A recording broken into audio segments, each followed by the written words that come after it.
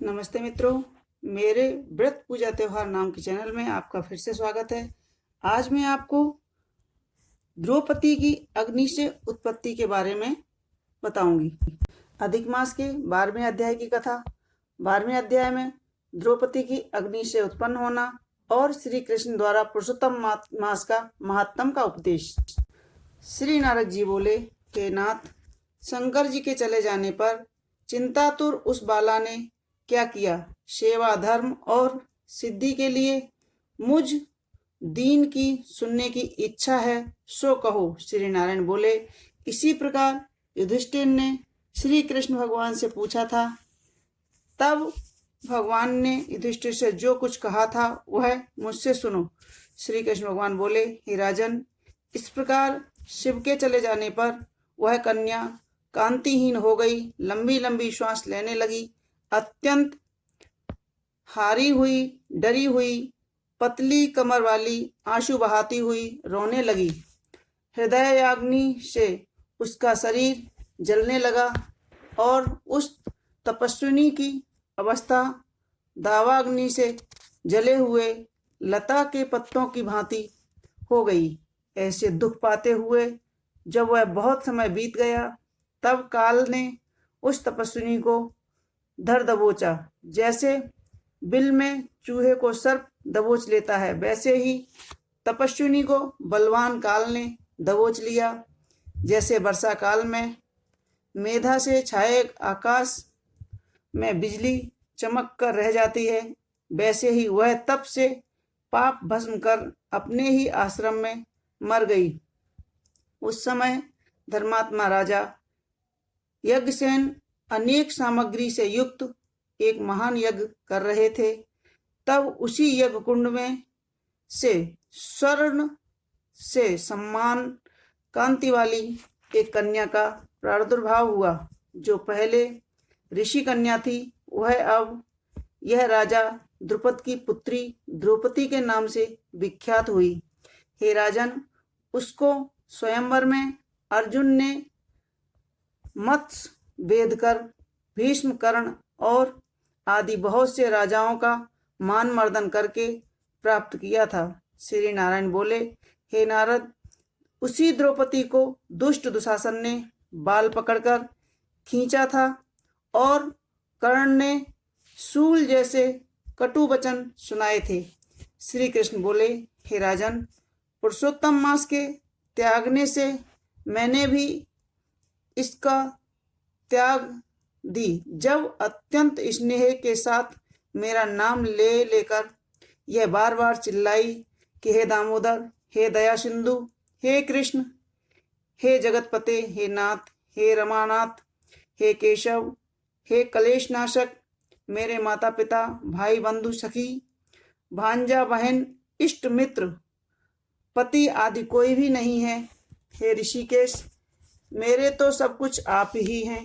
हे गोविंद, दुशासन मेरा भरी सभा में अपमान कर रहा है, क्या इसे आप नहीं देख रहे हैं? दुशासन द्वारा खींची हुई गई द्रौपदी पहले मुझ पुरुषोत्तम को भूल गई थी, परंतु जब इसने मुझे याद किया, तब हे राजन, मैं तत्काल गरुड़ पर चढ़कर वहां आया और अनेक प्रकार के वस्त्रों से इसको आच्छादित कर दिया। जो सदा मुझ में स्नेह करने वाली, मुझे अत्यंत प्यारी पतिव्रता, मेरे प्राण तुल्य और मेरी प्रिय सखी थी, ऐसी द्रौपदी की भी पुरुषोत्तम के अनादर करने के कारण मैंने उपेक्षा कर दी थी। अतः पुरुषोत्तम का अनादर करने वाले को मैं गिरा देता हूँ। सब प्रकार से यह पुरुषोत्तम मास मनुष्यों को, मुनियों तथा देवताओं को भी मान्य है और मन इच्छित फल देने वाला है।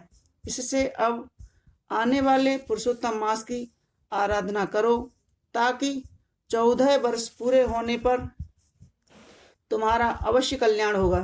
हे पांडुपुत्र, राजसभा में जिन जिन ने द्रौपदी के केस को खींचते हुए देखा है, मैं उन उन स्त्रियों के बालों को क्रोध से उखाड़ दूंगा और दुर्योधन आदि राजाओं को यमलोक पहुंचाकर सब शत्रुओं का नाश करके तुम्हें सम्राट बना दूंगा। हे राजन, मुझे लक्ष्मी जी, बलदेव जी, माता देवकी, सात्यकी, प्रद्युम्न आदि कोई भी इतना प्रिय नहीं है जितना मुझको मेरे भक्त प्रिय हैं।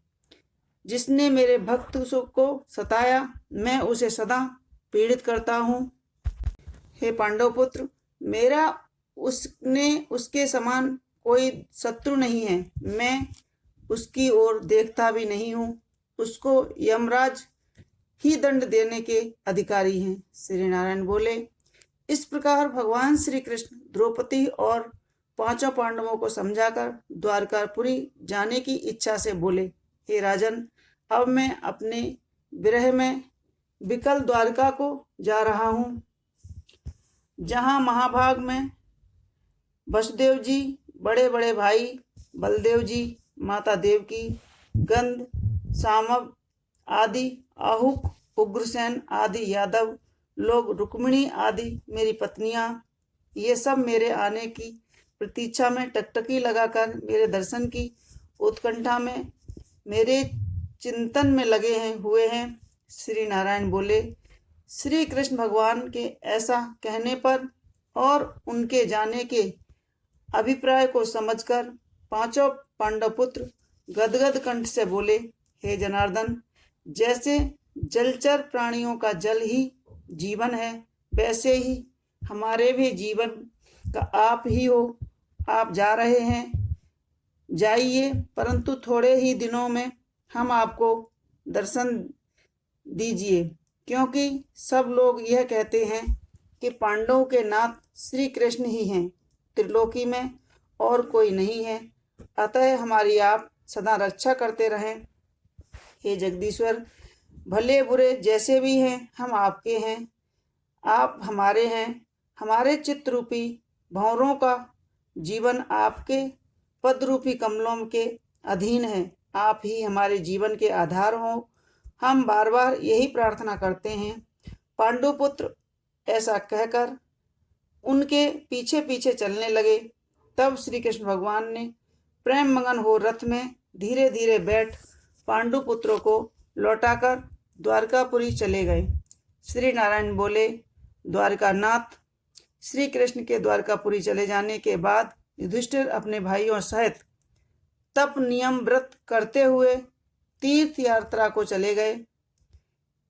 हे नारद जी, भगवान के प्रिय पुरुषोत्तम मास में मन लगाकर और कृष्ण का वचन स्मरण कर द्रौपदी और छोटे भाइयों से युधिष्ठिर जी बोले, आहा, हमने पुरुषोत्तम मास का कितना उच्च महात्म सुना है। इसकी बिना आराधना के मनुष्य कैसे सुखी रह सकता है। इस लोक में वही पूज्य, धन्य और श्रेष्ठ है जो अनेक प्रकार के नियमों से पुरुषोत्तम मास की पूजा करे। इस प्रकार तीर्थ यात्रा करते हुए पुरुषोत्तम मास आ गया।